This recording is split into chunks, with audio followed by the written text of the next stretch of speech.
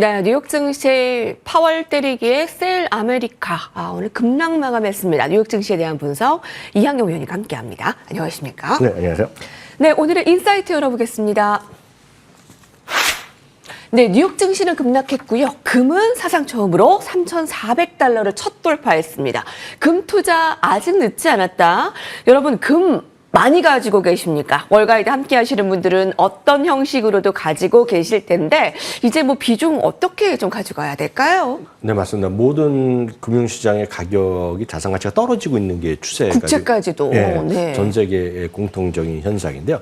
유일하게 올라가고 있는 것이 금입니다. 금 얘기 나왔던 대로 오늘 또다시 사상치 효과, 올해 벌써 한 24번 정도 사상치 효과가 간 것 같습니다. 3,400달러로 넘어섰는데요. 금 가격의 상승 배경은 몇 가지를 다시 한번 살펴보겠는데요. 글로벌 불확실성이 계속해서 증가하고 있다는 것이 되겠습니다. 늘 말씀드리면 이런 것들이 전부 다 지수로서 여러분들 보실 수 있겠는데요. 첫 번째 보여드리는 그래프가 글로벌 불확실성 지수의 흐름이 되겠습니다. 올해 들어서 급등하는 그런 모습을 보여주고 있겠고요. 다음 화면은 구체적으로 미국의 경제 정책의 불확실성 지수 역시 비슷한 흐름이 되겠습니다. 역시 올해 들어서 급등하는 모습을 보여주고 있습니다.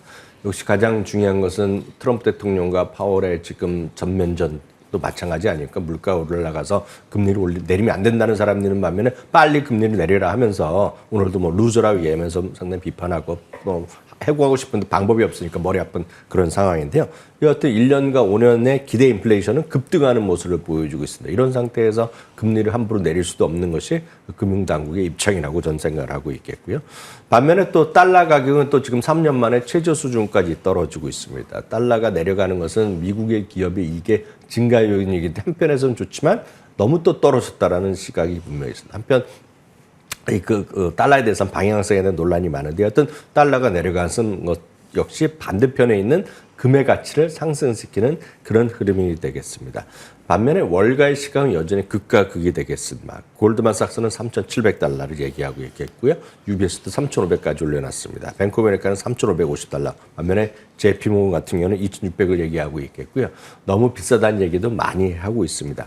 다만 이제 늘 말씀드리지만 금을 타이밍을 노리는 투자는 쉽지 않다라고 뭐 수년째, 올해 뭐 작년 똑같이 말씀드리고 있는데 네. 그 이유를 다시 한번 설명드리겠습니다. 왜냐하면 주식시장이라는 것 자체 기업의 이익은 전망이 가능하지 않습니까? 예를 들어서 애플이다, 엔비디아다, 테슬라다 매출도 이익 전망이 가능하고 이익 전망 그건 맞고 틀린 걸 떠나서 그걸 근거로 주가에 대한 이익 상승을 전망하기도 하고 하락을 전망하기도 하는 것이 일반적인 얘기가 되겠는데요. 네. 금이란 것은 금 자체로서 부가치를 생산한 것이 하나도 없습니다. 물론 이제 금을 갖고 있어. 그걸 갖고 뭐 반지를 만들다, 뭐 금리를 만든다. 여러 가지 있을 수 있겠지만 금 자체를 가만히 냅둔다고 해서 그거가 부가치를 생산하는 건 아니잖아요. 매출과 이익이 없다는 의미가 되겠습니다. 또 하나는 금 자체가 수요 공급의 탄력성이 부족합니다. 그래서 금을 원한다고 해서 금을 뭐 누가 계속 물건을 갖다 줄 수 없는 거거든요. 상식적으로 전 세계 금이 100이라는 금이 있다 그러면 매년 늘어나는 것이 2에서 3, 적을 땐 1, 2, 3 정도밖에 늘어나지 않습니다. 그렇기 때문에 수급의 탄력성이 부족하기 때문에 예측하기 쉽지 않다라는 거 보셔야 되겠고요. 말씀드렸듯이 공급에 제한이 있습니다. 그렇기 때문에 우리가 금 투자할 때는 유의하셔야 되겠는데요. 가장 중요한 기준 몇 가지 말씀드리겠습니다. 장기 투자하는 것이 정확히 맞다라고 보고 있겠고 또 가격에 대한 판단보다는 포트폴리오 내 분산 투자의 보유 정도로 하는 것이 가장 적합하다고 보고 있습니다. 저는 그래서 보통 10% 정도 내외 금융자산의 10% 정도를 금을 갖고 하는 것이 상당히 안전판 역할을 할 수 있다는 생각을 네. 갖고 있겠고요. 또 하나는 금 투자에 대한 매매 비용이 다들 다릅니다. 특히 이제 금은 여러분들이 사실 수 있는 방법이 온갖 방법이 있어요. 요즘은 시중에 금 거래소 같은 경우도 많이 있겠고요. 여러분들이 거래하시는 금 부치를 사는 금은방이라고 예전부터 있는 곳이 있을 거고 은행에도 살 수 있고 통장을 통해서 살 수 있고 우리나라도 여러분들이 거래하시는 뭐 A증권사, B증권사에서 직접 금을 현물로도 거래할 수 있고 금 관련 ETF도 할 수 있겠고요. 역시 또 미국 증시에 상장된 금 ETF를 살 수 있는데 이 모든 것들이 제가 말씀 모든 것들이 부가치세면 부가치세, 차익에 대한 양도세, 이자소득에 따른 금융종합과세 해당 여부가 모두 제각각 다릅니다. 그런데 왜 이렇게 가격 다르냐? 왜냐하면 시청자분들의 입장에 있어서 다 다르거든요. 왜 어떤 걸 선호하는 다를 때 뭐가 좋다라고 말씀드릴 수 없습니다. 그렇기 때문에 금 가격이 한국에서의 금 가격은 상당히 애매모호한 가격이 있습니다. 그래서 그래프를 하나 보여드리겠는데요. 네. 지금 보여드린 그래프는 올해 들어서 국내 상장된 뭐 대표적인 걸로 말씀드리면 한국투자신탁에서 하는 금 현물 ETF, 우리나라에서 제일 큰 겁니다. 그게 여러분 보시는 파란색 그래프가 되겠고요. 노란색은 미국에서 오늘도 현재 성장되고 있는 금 관련 ETF가 되겠는데요. 지금 보시면요. 노란색은 오늘 현재 사상초가를 가고 있는데요.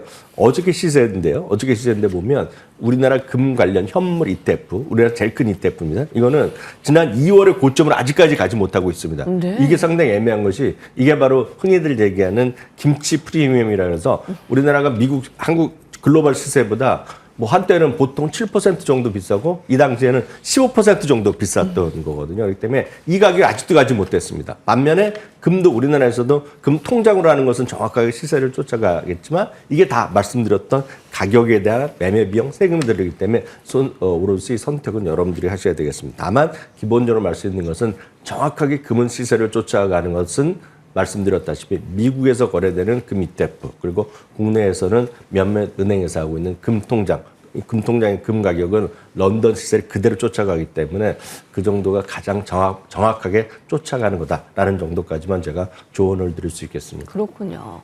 네, 달러 인덱스가 3년 만에 최저치를 나타냈고요. 채권 유럽 국가들 미국의 이제 채권들을 계속 줄이는 등 여러 자산들의 가치가 떨어지는 대신 금은 계속 승승장구하고 있습니다. 뭐 주식이나 종목같이 타이밍 투자는 어렵습니다. 제일 쌀 때 사고 싶다라는 욕심은 버리고 좀 중요한 기준을 금 투자에 가지고 가시기 바랍니다. 오늘의 헤드라인 살펴보시죠. CNBC입니다. 절대적인 경기 침체를 막아야 하는 이유. 트럼프 대통령은 경제 문제가 생기면 관세 때문이 아니라 파월 때문이다라는 핑계를 대려고 하는 게 아닌가라는 비판까지도 나오는데요. 그만큼 경제 침체에 대한 우려감은 더 드리우는 것 같습니다. 네, 경기 침체라는 것이 일반적으로 보면 2분기 연속 GDP가 마이너스 성장했을 때 얘기 나오는 겁니다. 물론 100% 그걸 쫓아가는 건 아니고 전미경제협회에서 어나운스를 하게 돼 있는데 일단은 우리 일반적으로 얘기하는 것은 2분기 연속 GDP가 마이너스 성장인데요. 그럴 가능성이 지금 올해 발생할 가능성이 90%가 된다는 아폴로 글로벌 매니지먼트의 시각이 있기 때문에 간단히 소개해 드리겠는데요. 총생산이 올해 4%포인트 정도 줄어들 수 있다는 얘기를 경고를 하고 있겠고 말씀드렸다시피 올해 리세션 진입 가능성은 90%를 얘기하고 있습니다. 월가의 주요 IB들은 45에서 65% 정도를 얘기하고 있겠습니다. JP모건은 12개월 내에 진입 확률은 65%, 골드만삭스는 45%를 제시하고 있는데 여하튼 그 어느 때보다 상당히 높아져 있습니다. 다들 아시다시피 침체가 계속될 수 있는 그런 핵심 역시 중국을 비롯한 관세 전쟁이 계속 이어지고 있겠고요. 관세 전쟁에서 정말 중국의 제품이 145%까지 이렇게 관세가 붙고 일부에서는 245%까지 얘기하고 있는데 그렇게 되면 물건 값을 그만큼 올리면 되는데 그렇게 되면 소비가 부족하니까 회사가 떠안을 가능성이 상당히 있죠. 일정 수준. 그렇게 되면 보유현금이나 이런 것들이 충분한 쪽은 소위 버퍼가 많은 쪽은 문제가 없겠지만 대부분의 기업들은 그 정도는 아니라는 얘기죠. 그러면 그런 기업들은 상당히 어려워질 수 있고 보유현금이 떨어지고 결국은 이익이 줄거나 아니면 적자가 확대될 수 있는 이런 그림이라는 거죠. 그래서 전통적으로 리세션이 이렇게 들어가면 이익이 한 12% 정도 줄어드는 효과가 과거에 있었고 주가는 리세션이 들어가면 최대 30% 정도 평균적으로 떨어졌다는 그런 우려의 목소리도 있었다는 겁니다. 고점 대비. 그렇기 때문에 리세션의 목소리가 여전히 많다는 것이 되겠고요. 시장에서 가장 먼저 나올 수 있는 것이 고용시장의 부진이 가장 먼저 나올 수가 있거든요. 그렇기 때문에 항상 매주 나오는 주간 단위로 나오는 신규 실업 청구 건수 같은 거를 좀 주목해야 한다는 것이 아폴로 매니지먼트의 주장이라는 것도 참고해서 보시고 앞으로도 매주 한 번씩 발표되는 주간 단위 신규 실업 청구를 좀 보셔야 된다는 분석이 있습니다. 네. 자, 리세션에 대한 그 전망은 계속 매주 나오는 고용 지표, 실업수당 청구 건수 좀 잘 봐야 될 것 같고요. 그런 지표들은 저희가 또 계속 실시간으로 업데이트 해드리도록 하겠습니다. 자, 오늘 종목 볼까요? 엔비디아가 다시 $100 아래로 떨어졌습니다. 함께 보시죠. 밸런스입니다. 현재 엔비디아 주가를 어떻게 평가할까요? 엔비디아가 중국 수출길이 지금 막힌 가운데 오늘은 화웨이 AI 칩 출하 소식으로 참 엔비디아가 좀 주가 크게 하락했습니다. 빅테크 기업들이 관세 영향을 받기 시작한 게 아니냐라는데요. 그러니까요. 젠슨왕이 지금 말하라고 리조트에 가서 밥도 먹는 걸로 알려주고 그 당시에 분위기가 좋았지만 또 좋지 않은 모습을 배워서 이어지고 있죠. 그래서 월가에서 말하기 좋아하는 사람들은 젠슨왕이 트럼프 취임식에 가지 않았거든요. 그래서 이 모든 것을 당하고 있다라는 건 우스갯소리 나는 사람도 있거든요. 여튼 우리가 뭐 정확한 내막은 모르겠으나 지금 정확한 이 시장에서 돌아가는 분위기 자체는 썩 좋지는 않는 상황이라고 보셔야 되겠습니다. 다만 월가의 애널리스트 시각은 그렇게 최악의 경우를 대비할 필요는 없고 그렇게까지 심하지 않을 거란 얘기하고 있는데요. 구체적으로 보면 소위 H20 칩, H20 칩이 가장 문제가 되고 있는데 그것이 워낙 기본적으로도 3분기 이후에는 큰 영향거리가 없을 거다라는 주장이 있었는 상황에서 이번에 발표는 기본적으로 보면 물론 마이너스 나겠죠. 2025년에 매출의 5에서 8%, 주당이익의 6에서 10% 정도 마이너스 효과는 있겠지만 결국 이렇게까지 주가 떨어지는 거에 비하면 이건 너무 과도한 시각이라는 것이 뱅크 오브 아메리카의 기본적인 시각이라고 보셔야 되겠고요.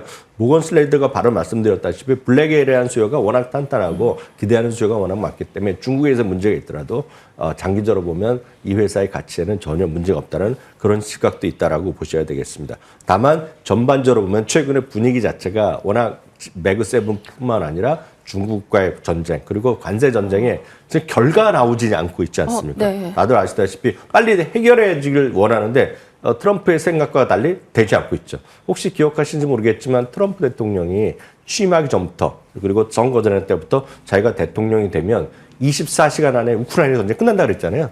우크라이나 전쟁이 아직도 잘 진행되고 있거든요. 그러니까 그런 모든 것들이 트럼프의 생각과 달리 잘 안 되고 있다는 거죠. 이런 것들이 결국 모든 불안 요인의 처음이자 끝이다라고 이해하셔야 되겠고요. 어찌됐건 계속 말씀드리지만 시간은 걸릴 수밖에 없는 그런 지리한 국면이 이어질 수밖에 없다는 것 당번. 그 점에 유의하시고 테슬라도 테슬라, 엔비디아도 다 마찬가지 똑같은 관점에서 이해하시면 좋겠습니다.